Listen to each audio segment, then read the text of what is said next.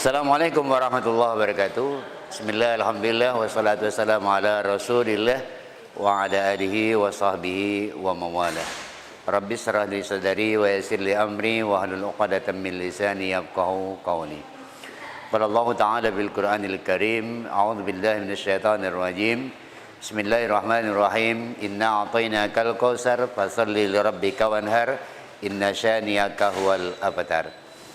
Kita bersyukur kepada Allah Subhanahu wa taala dengan mengucapkan alhamdulillahirabbil alamin dan bersalawat kepada nabi kita Muhammad sallallahu alaihi wasallam. Allahumma shalli ala sayyidina Muhammad wa ala ali sayyidina Muhammad. Kenapa kita harus bersalawat kepada nabi? Supaya nabi kenal dengan kita.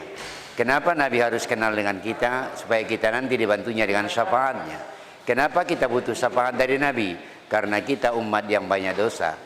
Orang yang banyak dosa tidak akan mungkin masuk ke dalam surganya Allah tanpa adanya rahmat dan syafaat dari Nabi kita Muhammad sallallahu alaihi wasallam. Oleh sebab itu perbanyak salawat kepada Rasulullah sallallahu alaihi wasallam, sebagaimana sabda Rasulullah menegaskan, "Man shalla alaiya salatan," barang siapa yang bersalawat kepada Nabi Muhammad sallallahu alaihi wasallam satu kali, falahu hasaru hasanat, baginya 10 kebaikan. Wa rufi'at asyara darajat, Allah akan mengangkat 10 tingkat darajatnya. Wa huttat asyara sayyi'at, Allah akan mengambil, membuang 10 keburukan dalam dirinya. Kita berselawat kepada Nabi Muhammad satu kali, kita memperoleh 30 kebaikan. Allahumma salli ala sayyidina Muhammad wa ala ali sayyidina Muhammad. Saudaraku pemirsa di mana saja kamu berada, kita sekarang berada di Kompas TV. Kompas TV, Program Mutiara Iman. Kita baru saja melewati yang namanya bulan Ramadan. Sekarang kita di penghujung bulan Syawal tahun 1446 Hijriah. Ada orang bilang bahwa doanya tidak pernah dikabulkan oleh Allah, padahal Allah telah mengabulkan doa kita. Sebelum bulan Ramadan kita berada di bulan Rajab, kita selalu berdoa kepada Allah. Allahumma barik lana fi Rajab wa Sya'bana wa balighna Ramadan. Ya Allah, berikan kepada kami keberkatan di bulan Rajab dan bulan Sya'ban, sampaikan usia kami pada bulan suci Ramadan. Doa kita dikabulkan oleh Allah sehingga kita bisa menikmati melaksanakan amal-amalan pada bulan suci Ramadan. Kita bisa mengerjakan puasa selama 30 hari. Kemudian di bulan Ramadan kita melaksanakan salat tarawih dan salat witir, kita mengkhatamkan Al-Quran, kemudian kita infak, wakaf dan sedekah, bahkan kita telah mengeluarkan zakat harta dan zakat fitrah kita.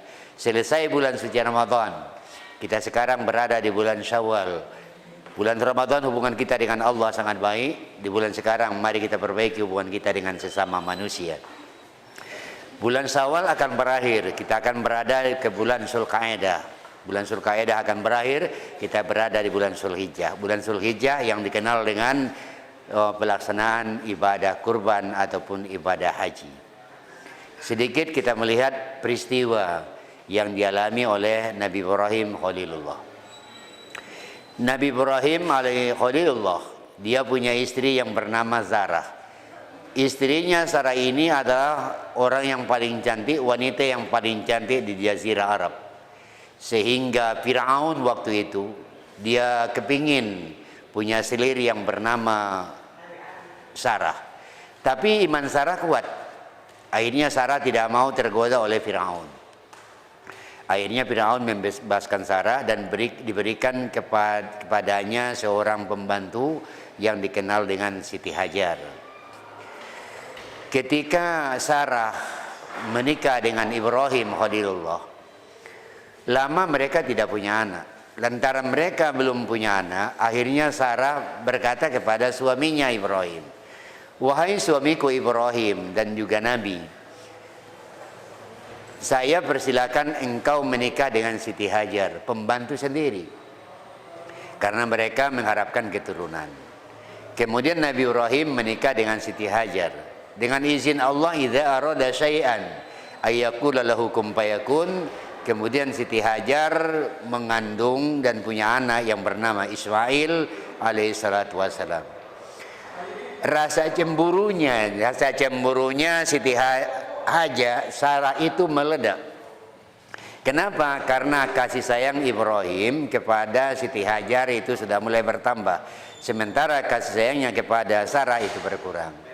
Akhirnya apa kata Sarah? Wahai suamiku Ibrahim, bawalah keluar Siti Hajar, karena aku tidak kuat menahan rasa cemburu di hatiku. Akhirnya karena Nabi Ibrahim Khalilullah ingin menenangkan Siti Sarah, kemudian dia membawa Siti Hajar pergi meninggalkan rumah dan meninggalkan Sarah. Lalu kemudian di suatu tempat di Jazirah Arab yang maha tandus, kerikil-kerikil tajam di pegunungan, kemudian mereka berhenti bersama anaknya Ibrahim, kemudian istrinya Siti Hajar. Apa kata Nabi Ibrahim? Wahai istriku Hajar, bahwa kamu tinggal saja di sini, saya akan menemui istriku Sarah. Apa kata Siti Hajar? Jangan tinggalkan kami bersama anak. Namun kemudian kata Siti Hajar, wahai Nabiullah Ibrahim, wahai suamiku Ibrahim, apakah yang kau lakukan ini adalah kehendak Allah, sehingga kamu rela meninggalkan kami, berada di tempat ini dalam keadaan berdua bersama anak kita Ismail. Kata Nabi Ibrahim, ini adalah petunjuk Allah dan kehendak Allah. Kalau memang ini kehendak Allah, silakan meninggalkan kami, temuilah istrimu Sarah. Lalu kemudian tinggallah kita bicara masalah Siti Hajar dengan Nabi Ismail, kita tinggalkan sebentar yang bernama Nabi Ibrahim. Apa yang terjadi pada Siti Hajar dan Nabi Ismail? Bekal yang ditinggalkan oleh Nabi Ibrahim sudah mulai habis, air minum pun tidak ada.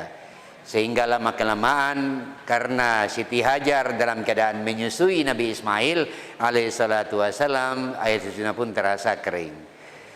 Tidak ada lagi air yang diminum, tidak ada lagi susu yang diminum oleh Ismail, kemudian terjadilah kehausan yang sangat dahsyat. Nabi Ismail alaihissalatu wassalam kemudian menangis. Sementara Siti Hajar tidak tahan melihat anaknya Ismail menangis. Akhirnya dia tinggalkan anaknya dengan punya resiko. Anaknya tinggal sendirian, dia akan mencari air daripada anaknya nanti mati dalam keadaan kehausan. Akhirnya Siti Hajar berlari-lari antara satu bukit ke bukit yang lain. Ini yang dikenal dengan antara Sofa ke Marwa. Berapa lama dia berjalan, berlari-lari kecil? Dia berlari-lari kecil selama 7 kali. Kali yang ke-7 kemudian dia mendengarkan percikan air, mendengarkan percikan suara air. Dia mendekatinya, ternyata air itu berada dari bawah kaki tumit Nabi Ismail alaihissalatu wassalam.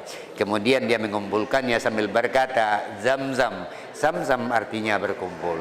Maka sampai sekarang berapa juta umat yang pergi melaksanakan ibadah haji, berapa juta umat yang pergi melaksanakan ibadah umroh, tidak pernah kering karena berkat doa Siti Hajar dan Nabi Ismail alaihissalatu wassalam. Ini yang kemudian perjalanan antara satu bukit ke bukit yang lain, ini yang dikenal dengan antara Sofa dan Marwah, yang dikenal dengan ibadah sa'i. Orang yang melaksanakan umroh, orang yang melaksanakan ibadah haji, dia akan berlari-lari dari Sofa ke Marwah sebanyak 7 kali. Namun perbedaannya, kalau Siti Hajar dia berlari-lari kecil dari Sofa ke Marwah untuk menyelamatkan anaknya Ismail karena dalam kehausan, niatnya semata-mata karena Allah Subhanahu wa taala menyelamatkan orang lain. Sementara kita yang melaksanakan ibadah haji dan umrah, apabila kita melaksanakan ibadah sa'i, niat kita hanya untuk diri kita sendiri supaya kita mendapatkan imbalan pahala dari Allah Subhanahu wa taala seperti yang dilaksanakan oleh Siti Hajar alaihissalatu wassalam. Ini peristiwa yang terjadi antara Nabi Ibrahim dengan Siti Hajar. Demikian saja, lebih dan kurang mohon maaf. Wallahumma biqla wa mitariq. Assalamualaikum warahmatullahi wabarakatuh.